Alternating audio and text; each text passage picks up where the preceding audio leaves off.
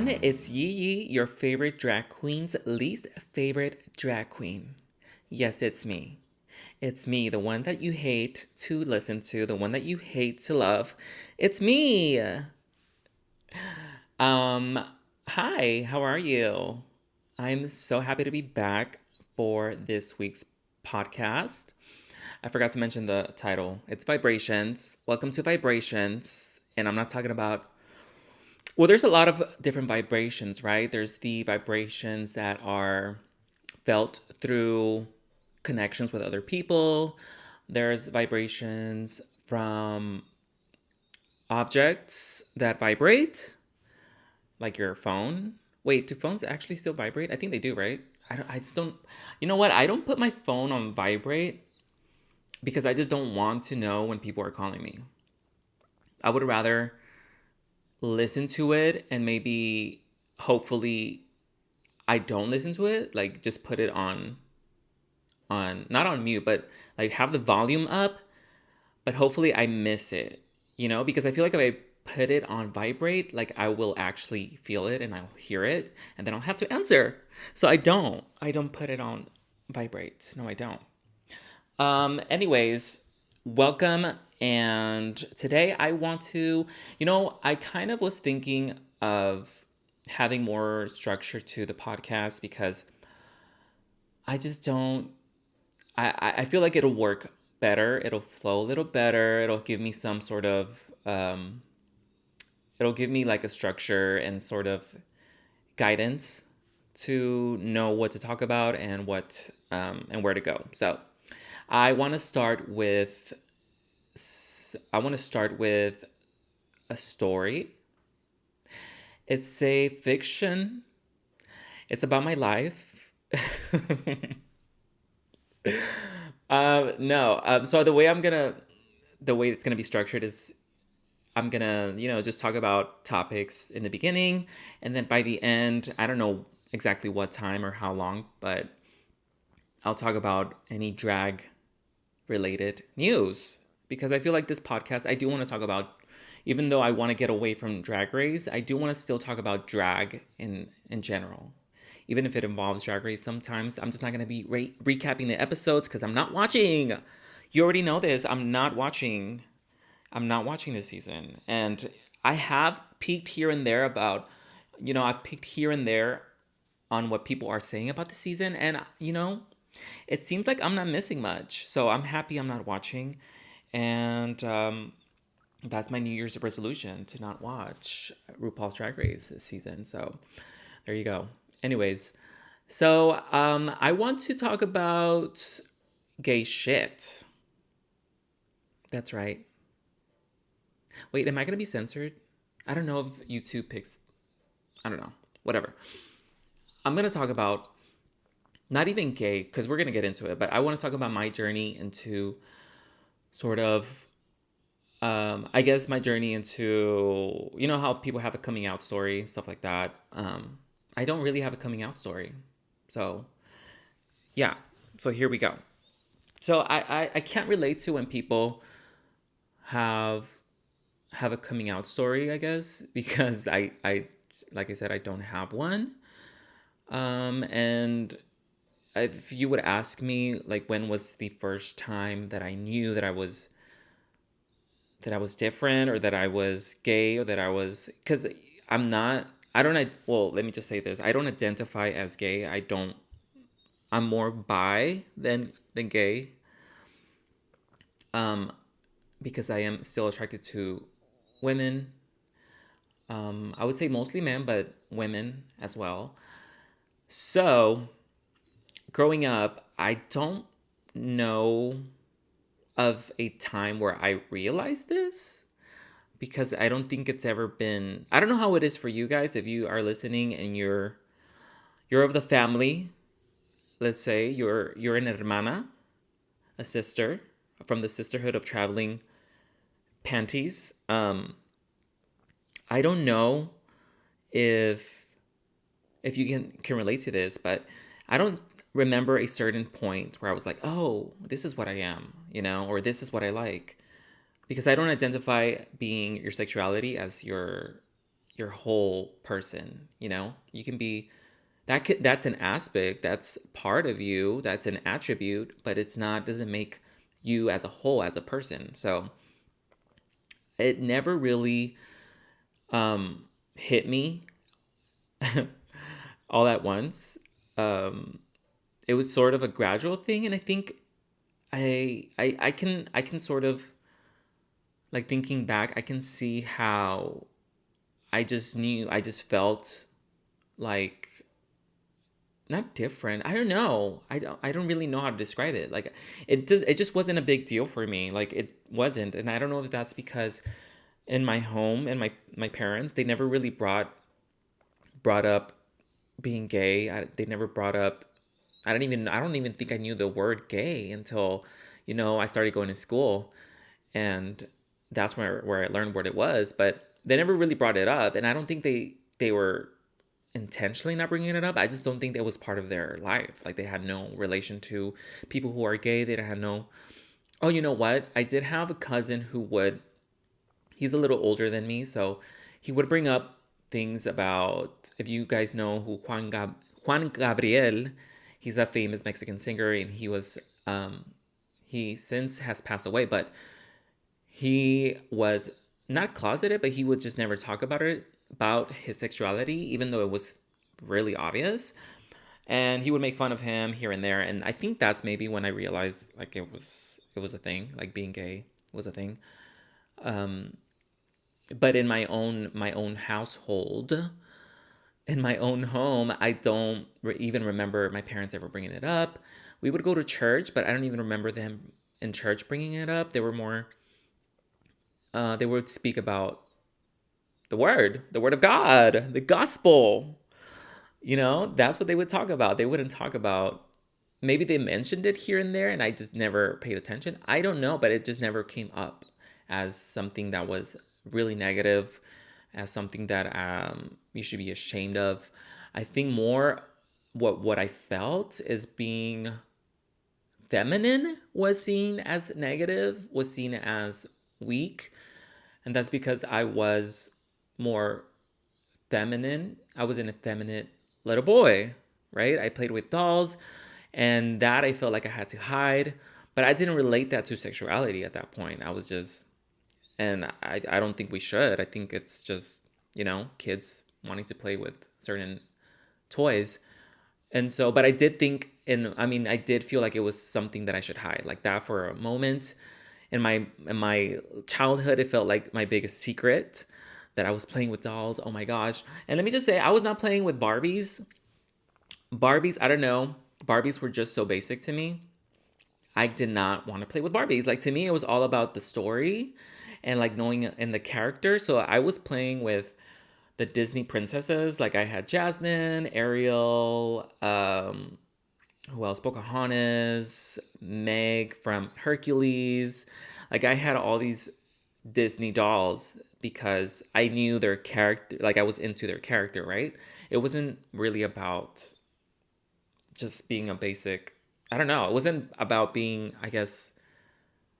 It wasn't about, like, the being a woman part, maybe. I don't know. I don't know what it was. It's just I was more interested into a, maybe that's the point of, like, maybe that's my male brain, right? Like, it was more interested in like the storyline and, like, the characters, than about being a mom and being, like, this working mom and having children and all this stuff. Because when we would play, like, my brother and I would play with these dolls, we would give them powers.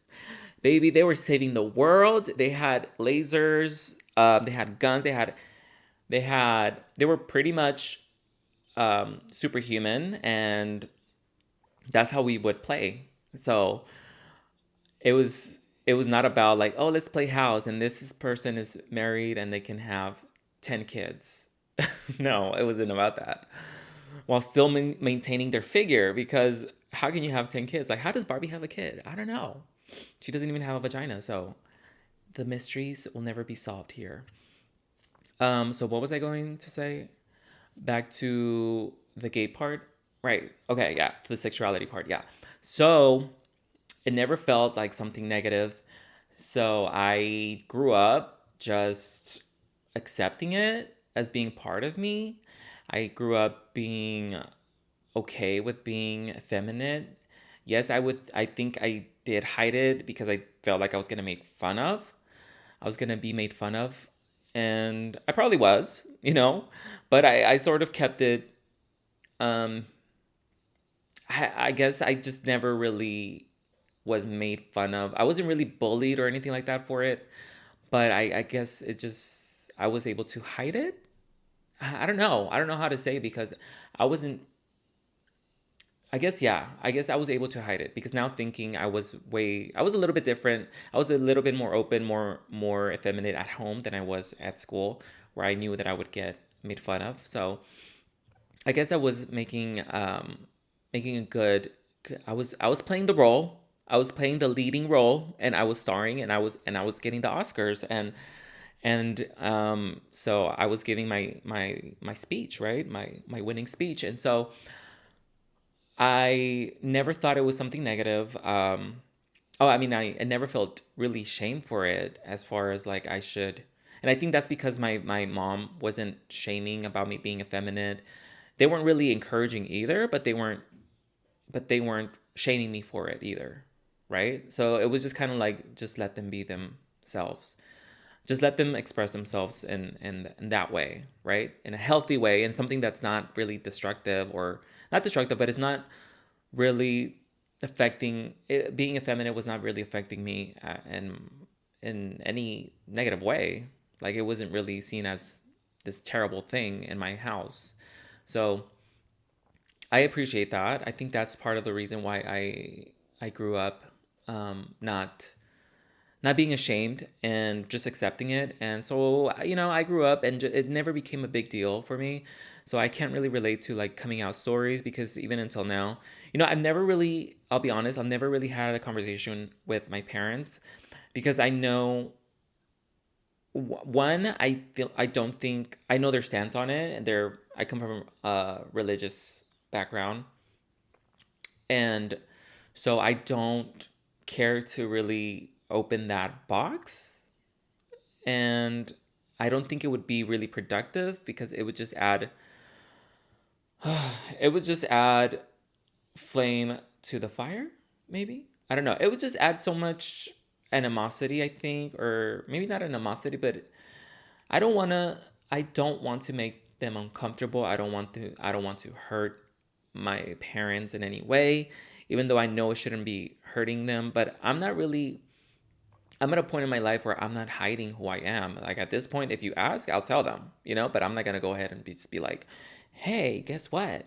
I just don't feel like that's necessary for me. Like if you can't tell or if you're not asking, then that's because you probably don't want to know. Um, but yeah, I was gonna say that. What was I gonna say? You guys know I don't edit this, so it's gonna be a little choppy. I'm sorry, but okay. I'm just kind of freestyling. That's not the word. I'm just speaking without any real guidance here. So bear with me.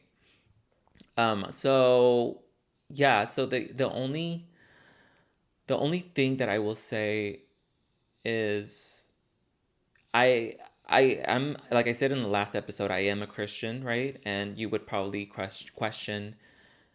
I would have questions. You would question me and say, "Well, how do you put those things together? How do you feel comfortable, or how do you feel okay with being having romantic feelings for a man and still being a Christian? Like, how do you go about go about that?"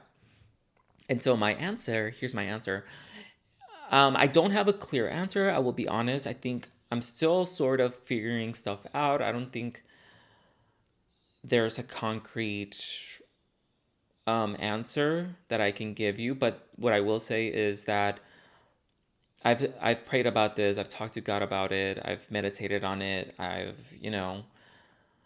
And the way that I relate to it, and these questions were brought to me in my own. These questions were questions that I had because I was hearing, obviously, no, I wasn't hearing, but I know what the Bible says about being, not being, but having sexual relations with another man. So these are questions that I mean, as a Christian, you have to ask yourself if you're in that situation, right? You have to ask yourself like what, or you have to ask God and yourself and figure stuff out. So the answer that I got really was not to really put too much importance on my sexuality, because it's only one part of me, and it doesn't dictate who I am as a person, doesn't dictate who I am as a follower of Christ. It doesn't dictate who I am, um, how good of a person I am. All it tells you is like what I'm attracted to. Okay, well, God is, even though I don't think that's God's original design for two men to be together or two women to be together, I think He'll meet us where we are. I do believe that, we live in a broken system, we live in a broken world, and He'll meet us where we are. Like, He's not going to hold it against His children, like somebody who wants to have a relationship with Him. He's not going to hold it against you. He's going to accept you, right? And focus on your heart. Focus on your your morals as it pertains to how you live your life and how you affect other people. Um, Having said that, I do believe as a Christian, I will still, and I still want to, I still hold those moral beliefs as of like, as for example, as when it pertains to marriage, when it pertains to um not being promiscuous, holding, having or viewing your body as a temple. I think just because I am attracted to men and I'm bisexual doesn't mean that I should go around and just dismiss whatever the Bible has to say about sexuality in general, and that I shouldn't try to live up to those that I shouldn't try to live in that same way that a straight Christian would. So I don't, I'm not gonna be hooking up with a lot of people, or I'm not gonna be, I don't believe it's okay to have sex outside of marriage. I don't think people should be shamed for it. But I think if you're a Christian, yeah, you need to realize that these are things that are going to probably affect you negatively. Like sleeping with multiple partners is going to be negative for you in the long run. And so I still believe in those. I still have those beliefs, and I still live my life that way. Just because I'm bisexual or gay, whatever, doesn't mean, like I said, it doesn't mean that I'm just gonna go around and do whatever I want, because that what comes first is my relationship with God and being. I know this is getting so so religious, but that's part of me. Like this is a big part of who I am. So I know if you find it boring, we'll have other episodes, but this is just that episode. So um, I still believe I still believe I should live in that way, in that with those morals intact, and so I don't feel anything. I don't feel like I'm missing out.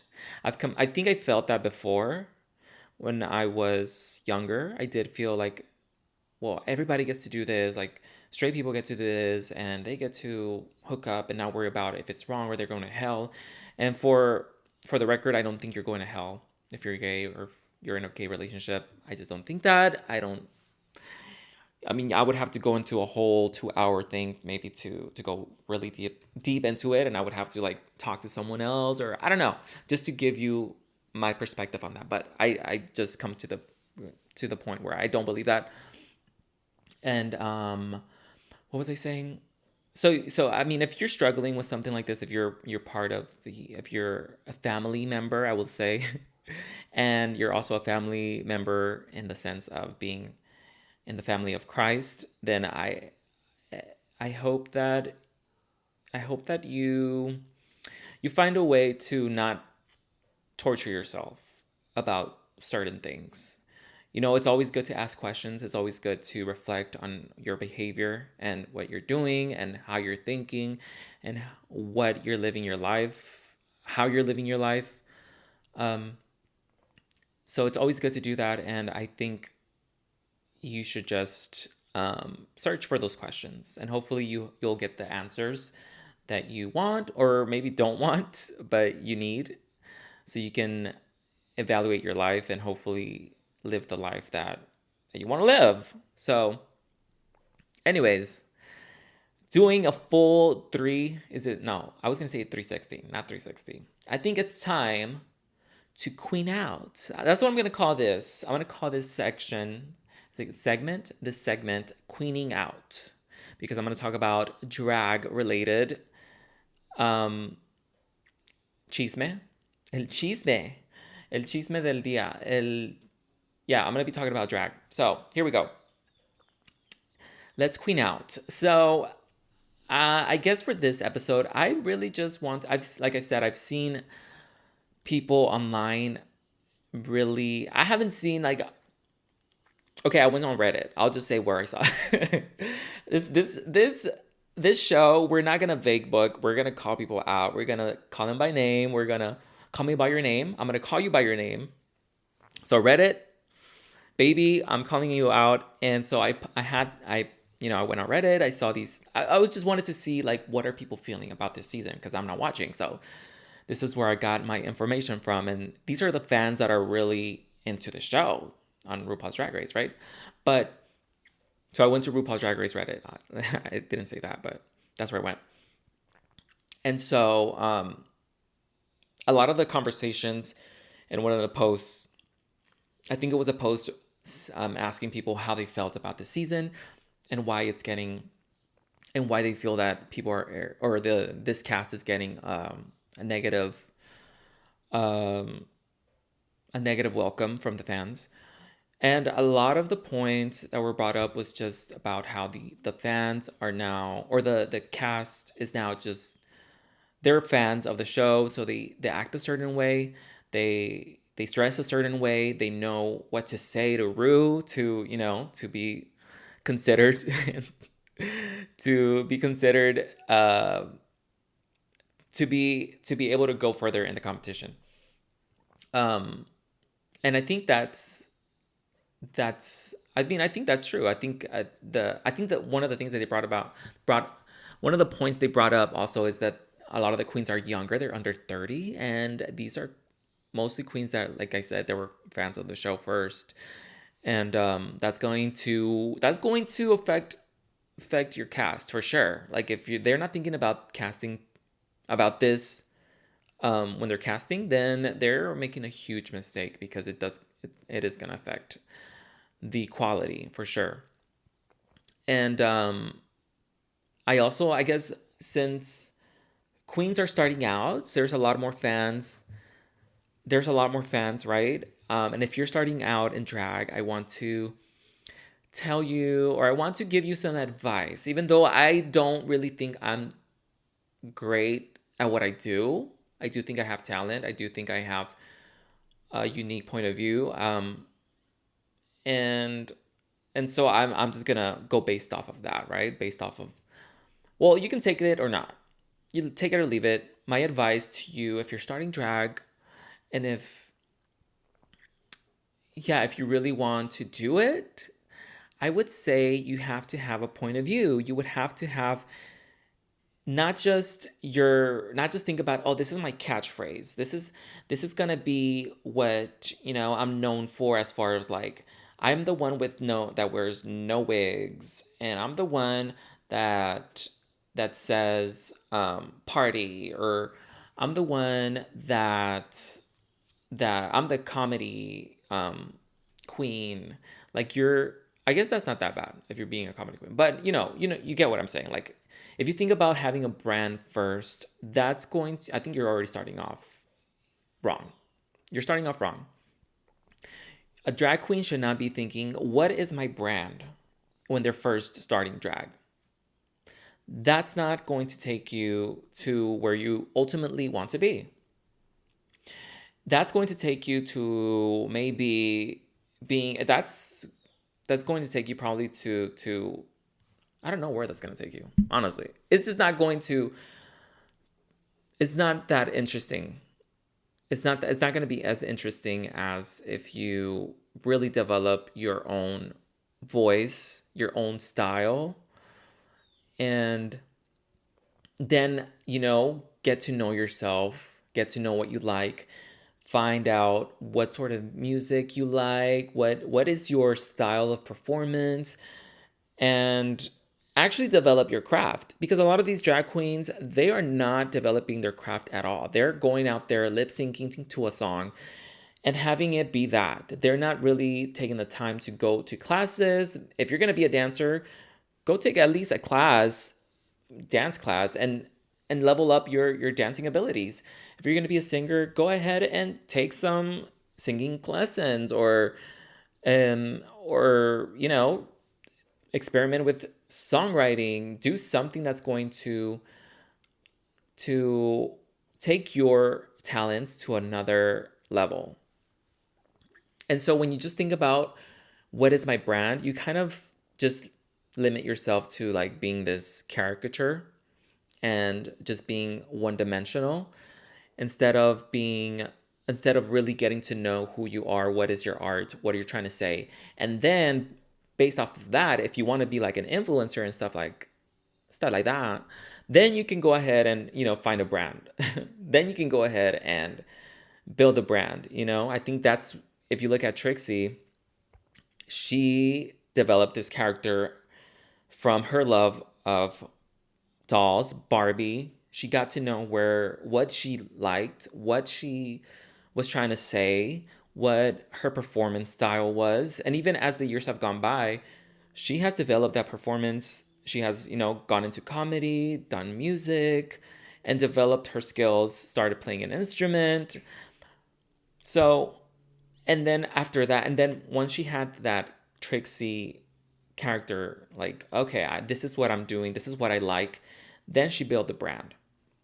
So that's an example right there. I'm telling you, I am a good, I'm a good, I wouldn't call myself a drag mom. That is so not me. No, I reject that.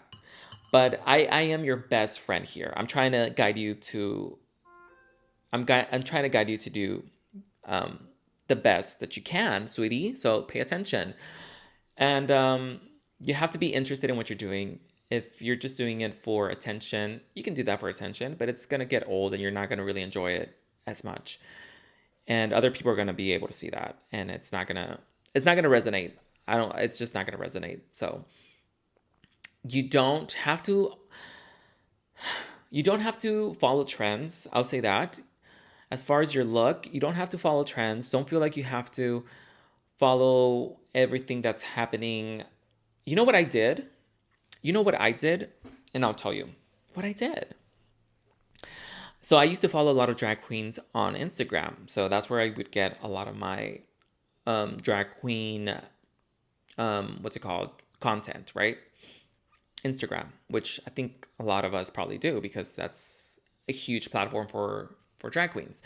So, you know what I did is I stopped following drag queens because I felt like I was falling into that very same thing that I'm telling you, like trying to be something that I'm seeing, instead of like emulating other people, instead of just being or doing what I'm interested in and doing what I like to do, what my strengths are.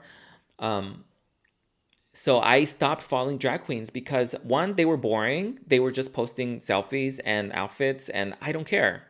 I'm not gonna I'm not going to copy you, so I don't care. I'm not going to um I mean it's cute to look at, but I got tired of it. So stop following drag queens, stop following that. I didn't want them to influence me. I didn't want them to influence my art, my own point of view. So, if you really want that's that's an advice that I would give. That's one thing that I would give. If you're a drag queen and you're following other drag queens, unfollow those hoes. Unfollow them right now. Go on your Instagram, even if you're like me that only has like 82 followers. Unfollow them. Don't follow these girls because you're just gonna be influenced and you're gonna lose your originality. Now, maybe you could just put them on mute. You know what? Just put them on mute so that way they don't think that you hate them or something. Because you know how these days people get, if you don't follow them, they'll take that as an attack. So, just mute them and look at other stuff. Follow other things that you like, other interests like movies or art or music, comedy. Find other things that will inspire you. Just don't follow drag queens because that gets once you're taking your inspiration from other drag queens, you're going to end up like Joey J. Sorry, you are. I'm sorry. I shouldn't have taken that shot. Joey J. I no. That no. Okay, I'm sorry about that. But no, you know what? I'm not sorry. She's not ever gonna listen to this. So whatever. Anyways, that is my advice. I hope you listened if you're starting off in the drag world, in the drag scene, or don't listen to it. I don't really care. I'm just, I'm trying to be a good person here and give back to the community. So there you go. All right, this is the end for episode 3 of Vibrationss. Let's see when I get canceled because it's coming. It is coming. And it's baby, it's probably already happened. If you see my TikTok, I've been canceled since day one. So, anyways, thank you for listening, and I will see you next time. Bye.